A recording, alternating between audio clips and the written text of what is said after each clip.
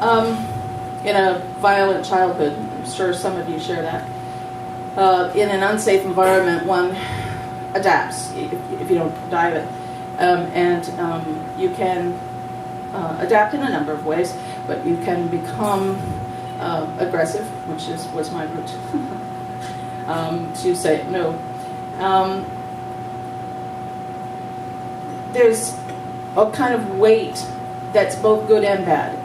I feel like it acts like a kind of ballast in a way. It helps me stay.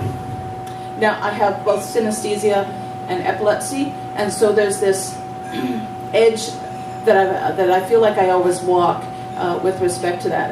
And to be honest, I think the mixed sort of drug and alcohol and violence sort of aspects of my childhood were a kind of roadmap, a kind of weight that kept me from falling off places like I'd find myself at the top of Mount Snowdon and go, oh, I had a fear of heights too, which it was, yeah, that was a long day.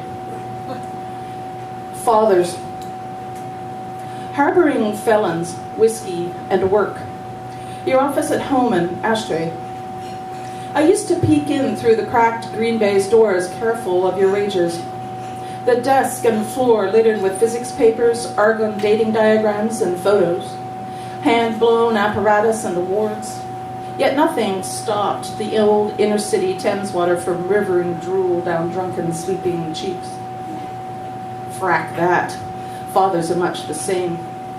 The one at the local church, black robe and hard hand, cried in the closet each of the 3 Sundays I couldn't manage to avoid.